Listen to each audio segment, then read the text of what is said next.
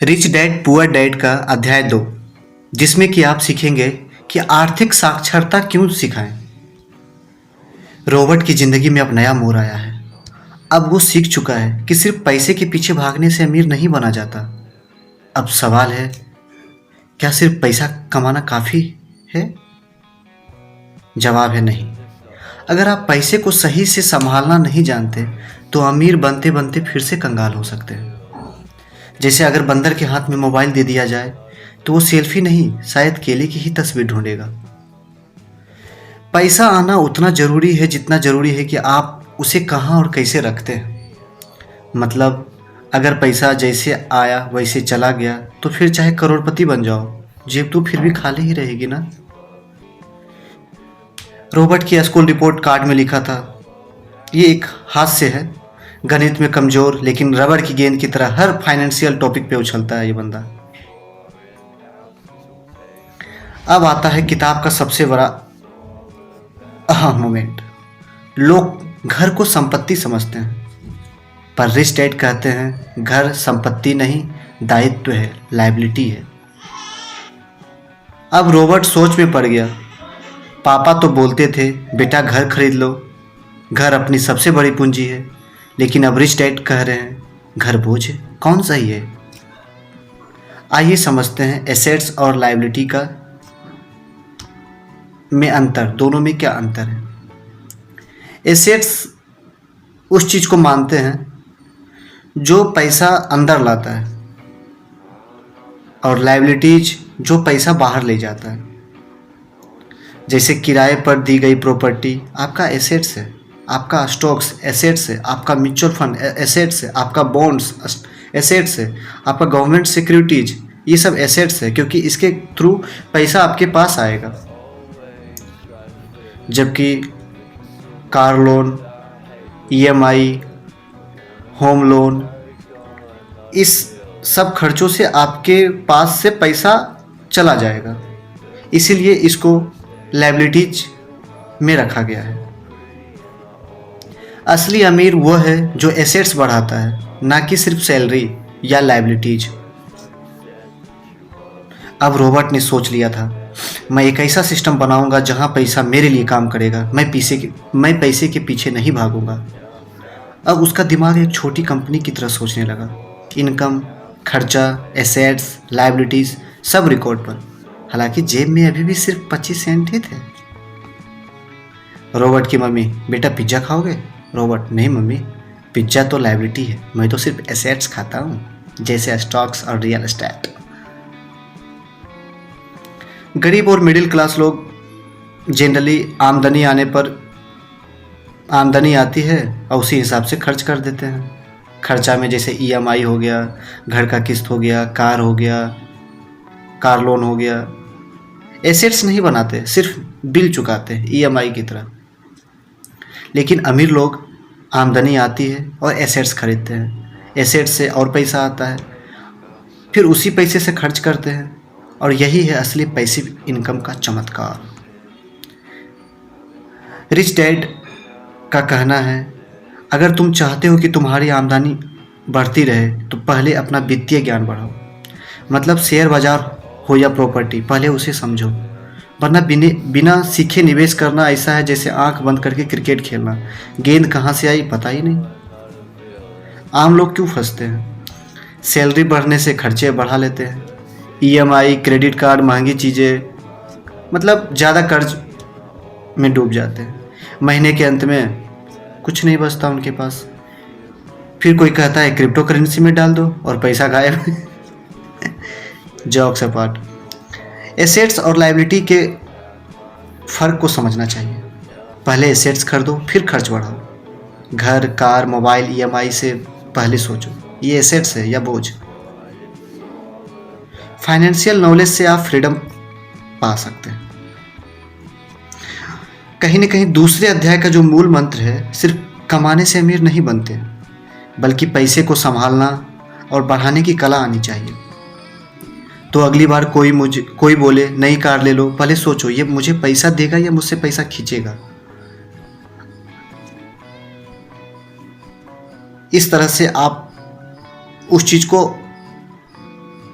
दूसरे तरीके से सोच सकते हैं।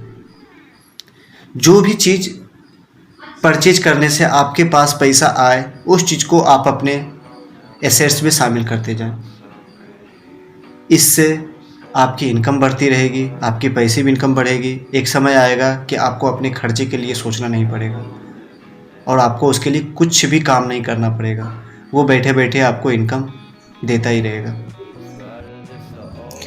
रिच डैड पुअर डैड का यह तीसरा अध्याय, माइंड योर ओन बिजनेस, अपने व्यवसाय पर ध्यान दें। यह अध्याय हमें बताता है कि नौकरी करना ही सब कुछ नहीं है। ज़्यादातर लोग पूरी ज़िंदगी नौकरी करते रहते हैं, लेकिन आर्थिक रूप से स्वतंत्र नहीं हो पाते। क्यों? क्योंकि वे सिर्फ अपनी नौकरी पर ध्यान देते हैं, अपने व्यवसाय या अपने लिए धन सृजन नहीं करते। रॉबर्ट के अमीर पिताजी रिच डैड हमेशा कहते थे, अपने व्यवसाय पर ध्यान दो, दूसरे के व्यवसाय के लिए काम मत करते रहो। इसका मतलब यह नहीं कि नौकरी छोड़ दो, बल्कि इसका अर्थ है नौकरी करते हुए भी अपनी संपत्ति बनाते रहो। नौकरी और व्यवसाय में मुख्यतः क्या अंतर है? दो तरह की सोच है। पुअर डैड का मानना था, अच्छी नौकरी ढूंढो, ज़्यादा सैलरी लो, फिर रिटायर हो जाओ। जबकि रिच डैड का मानना था, जब तक तुम दूसरों के लिए काम कर रहे हो, तुम उनको अमीर बना रहे हो, अपने लिए काम करो, अपनी एसेट्स बनाओ। उदाहरण के लिए कोई एक व्यक्ति मल्टीनेशनल कंपनी में 50,000 पर मंथ की नौकरी करता है। वो प्रत्येक दिन 9 से 6 काम करता है और महीने के अंत में उसकी सारी सैलरी खर्च हो जाती है, किराया, EMI, बिल। वही दूसरा व्यक्ति उसी कंपनी में काम करता है, लेकिन वह हर महीने 10,000 बचाकर stocks, mutual fund, rental property में निवेश करता है। 5 साल बाद दूसरे व्यक्ति की इनकम 25,000 पर माह हो जाती है, जबकि पहला व्यक्ति जो निवेश नहीं किया वह अब भी केवल सैलरी पर ही निर्भर है। यही है अपने व्यवसाय पर ध्यान देना। व्यवसाय का अर्थ केवल दुकान या कंपनी खोलना नहीं है। व्यवसाय का अर्थ केवल दुकान या कंपनी खोलना नहीं है। लेखक के अनुसार व्यवसाय का अर्थ है संपत्ति बनाना, जो आपकी गैर मौजूदगी में भी पैसा कमाए। एसेट्स क्या होते हैं? एसेट्स जिससे किराया मिले, रियल इस्टेट, जो डिविडेंड दे, स्टॉक्स और म्यूचुअल फंड, बिजनेस या स्टार्टअप, कोई भी digital products, e books, courses, patent या रॉयल्टी इनकम, ये सब आपकी संपत्ति हैं। जबकि लायबिलिटीज आपके car loan, home loan, credit card bill, ज़्यादा खर्च वाली जीवन शैली, ये सब आपके दायित्व हैं। अमीर लोग और गरीब लोग अपने पैसे को बहुत अलग तरीके से संभालते हैं। गरीब या मध्यम लोग, उसका जो इनकम का स्रोत है वो सिर्फ सैलरी है, और उनका जो खर्चा है, घर का किराया, EMI, school fees, car loan, और इसके नतीजे पर महीने के अंत में उनके पास कुछ भी बचत नहीं रहता। जबकि अमीर लोग की इनकम का जो स्रोत है, वहाँ सैलरी भी है, रेंटल भी है, डिविडेंड भी है, बिजनेस इनकम भी है। ये सब उनका आय का स्रोत है। जबकि खर्चे का स्रोत, खर्चे के बाद भी बचत कर लेते हैं। परिणाम, बचत से संपत्ति बनती है और संपत्ति फिर से आय बन जाती है। उदाहरण के लिए समझें कि घर संपत्ति है या दायित्व। अब किसी व्यक्ति ने एक घर लोन पर लिया जिसका EMI 25,000 पर मंथ है, वह उसमें रहती है, कोई आय नहीं है। दूसरा व्यक्ति एक छोटा घर किराए पर लिया और दूसरा फ्लैट खरीदकर 15,000 प्रत्येक मंथ किराए पर दे दिया। अब इसमें पहला व्यक्ति जो सिर्फ उस घर में रह रहा है, जिसने उस घर को किराए पर नहीं दिया, उसके लिए वो घर दायित्व है, क्योंकि वहाँ से पैसा, सिर्फ उसके पास से पैसा जा रहा है। जबकि दूसरा व्यक्ति जिसके पास रेंटल इनकम 15,000 रुपया प्रत्येक मंथ आ रहा है, तो उसके लिए वह घर संपत्ति है। अब आपको इस बात को समझना पड़ेगा कि घर संपत्ति है या दायित्व, उसको आप कैसे यूज कर रहे हो। संध्या हर महीने 5,000 म्यूचुअल फंड में डालती है। एग्जाम्पल के तौर के लिए बता रहा हूँ। 10 साल बाद उसकी निवेश राशि 10 लाख से ऊपर हो जाती है। अब वह हर साल 50,000 से ज़्यादा डिविडेंड कमाती है। तो ये क्या है, ये उसके लिए संपत्ति है। रॉबर्ट कहते हैं स्कूल हमें एकेडमिक ज्ञान देता है लेकिन फाइनेंशियल एजुकेशन नहीं देता। एकेडमिक शिक्षा में क्या पढ़ाया जाता है, आपको वहाँ पे मैथ्स पढ़ाया जाता है, आपको साइंस पढ़ाया जाता है, आपको हिस्ट्री पढ़ाया जाता है। जबकि फाइनेंशियल एजुकेशन क्या है, संपत्ति बनाना, निवेश करना, टैक्स समझना, जोखिम से रिस्क लेना। अमीर लोग अपने बच्चे को क्या सिखाते हैं, अमीर लोग अपने बच्चे को यही सिखाते हैं कि पैसे को कैसे काम पर लगाना है, बचत से क्या करना है, खर्च और निवेश में फ़र्क क्या है। रॉबर्ट बताते हैं कि अमीर लोग कंपनियां बनाते हैं जिससे वे टैक्स बचा लेते हैं। उदाहरण के लिए राहुल एक कंसल्टेंट है, अगर वह पर्सनली 10 लाख कमाता है तो 3 लाख टैक्स में चला जाएगा, लेकिन अगर वह एक कंपनी बनाकर वही सेवा दे तो पहले खर्च, लैपटॉप, ट्रैवल, इंटरनेट, जो भी खर्चा है वो कट जाते हैं, फिर टैक्स लिया जाता है। इससे टैक्स कम देना पड़ता है और बचत ज़्यादा हो जाती है। रॉबर्ट सलाह देते हैं कि आप अपनी नौकरी रखें लेकिन संपत्तियों पर ध्यान देना शुरू करें। हर महीने कुछ बचत करें, एक निवेश खाता खोलें, म्यूचुअल फंड या SIP शुरू करें, ऑनलाइन कोर्स करें, स्टॉक मार्केट, फाइनेंस, फ्रीलांसिंग करें, डिजिटल प्रोडक्ट बनाना सीखें।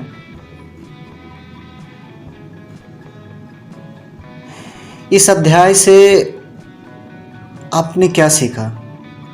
इस अध्याय से आपको यह शिक्षा मिलती है कि अपनी सैलरी पर निर्भर मत रहो, संपत्ति में निवेश करो, दायित्व से दूर रहो, पैसे कमाने के बजाय पैसे बनाने वाले साधन बनाओ, वित्तीय शिक्षा में समय लगाओ। कभी भी देर नहीं होती शुरू करने में, छोटे छोटे कदम लें।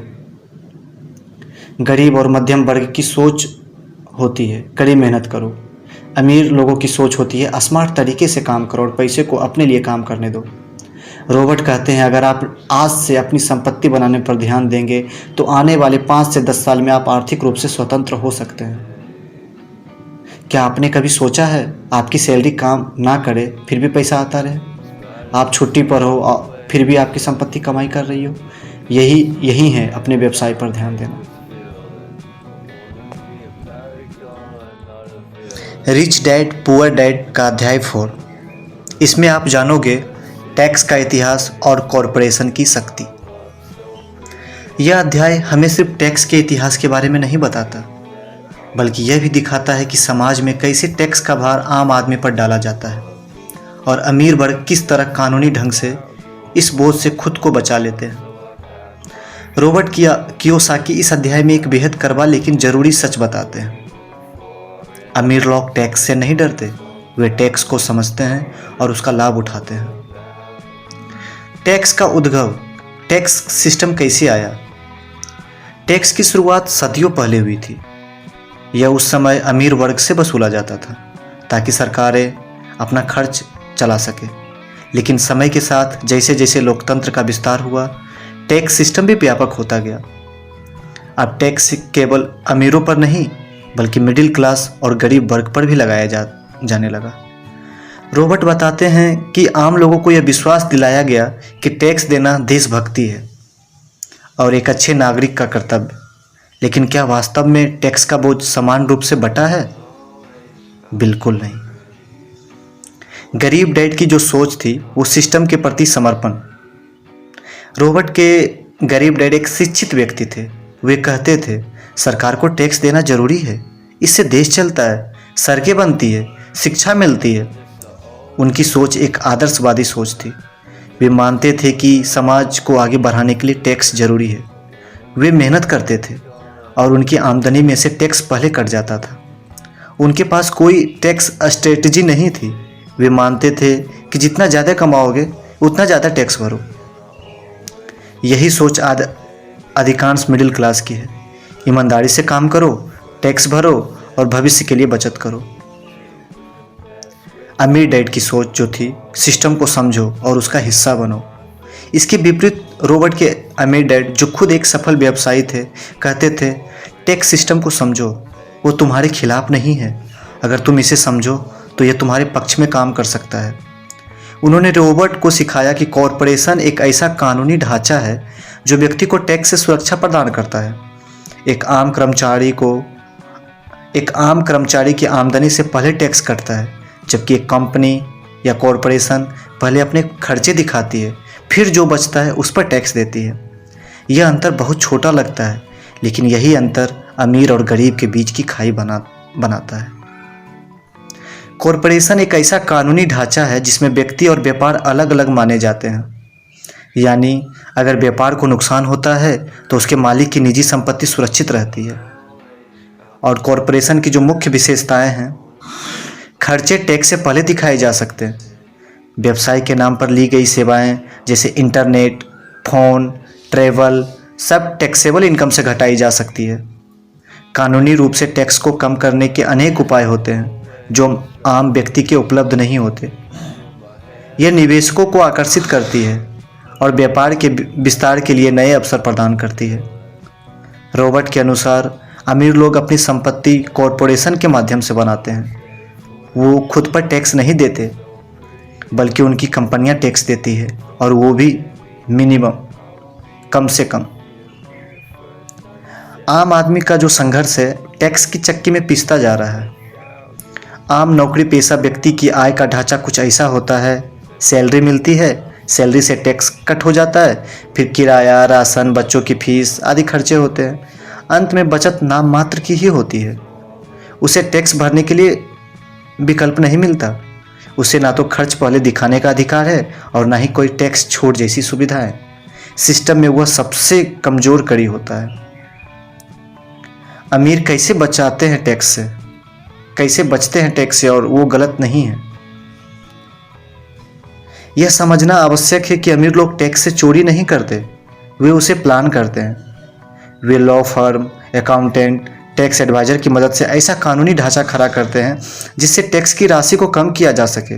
उनकी योजना होती है कॉरपोरेशन के तहत इनकम प्राप्त करें, खर्चों को वैध रूप से टैक्स के पहले घटाएं, बची हुई राशि पर ही टैक्स भरें, टैक्स से बची पूंजी को फिर से निवेश करें।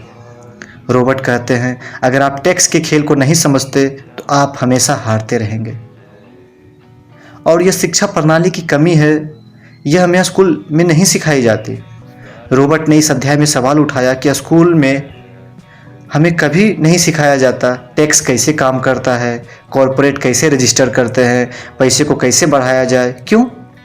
क्योंकि पारंपरिक शिक्षा प्रणाली हमें एक अच्छा कर्मचारी बनने के लिए तैयार करती है, एक समझदार निवेशक या व्यवसायी नहीं। रॉबर्ट का कहना है, स्कूल तुम्हें सिखाता है कि कैसे पैसे के लिए काम किया जाए, लेकिन असली आज़ादी तब मिलती है जब पैसा तुम्हारे लिए काम करता है। मानसिकता का भी फर्क है।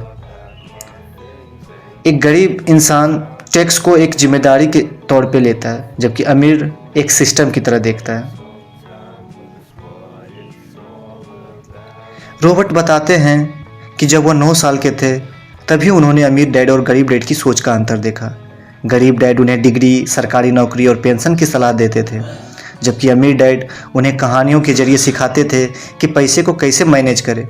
जब रॉबर्ट ने पहला बिजनेस शुरू किया तो उन्होंने कंपनी रजिस्टर करवाई। उन्होंने सीखा कि खर्चे को कैसे टैक्स से पहले दिखाना है और कैसे कॉरपोरेशन बनाकर वित्तीय सुरक्षा प्राप्त की जा सकती है। इस अध्याय से जो सीखने योग्य बात है वो टैक्स सिस्टम को समझने योग्य बात है। टैक्स से डरना नहीं है, उसे आप पढ़ें, कॉरपोरेशन बनाना सीखें, व्यवसाय का कानूनी ढांचा तैयार करें, वित्तीय शिक्षा पर ध्यान दें, सिर्फ डिग्री नहीं पैसा संभालना भी सीखें। नौकरी के साथ साथ निवेश और व्यापार की सोच विकसित करें। स्मार्ट प्लानिंग से फाइनेंशियल स्वतंत्रता की ओर बढ़े। यह अध्याय हमारे सामने एक सच्चाई रखता है कि टैक्स एक ऐसा सिस्टम है जो जानकार को फायदा और अनजान को नुकसान देता है। जो इस बात को जान रहा है उसे बहुत मुनाफा होता है, और जो इस बात से अनभिज्ञ है उसे बहुत नुकसान होता है। अगर आप इसे समझते नहीं तो आप जिंदगी भर इसको बोझ तले दबे रहेंगे, लेकिन अगर आप इसे सीखते हैं तो यही टैक्स सिस्टम आपको आर्थिक स्वतंत्रता की ओर ले जा सकता है। पैसा कमाना जरूरी नहीं, पैसा समझना जरूरी है।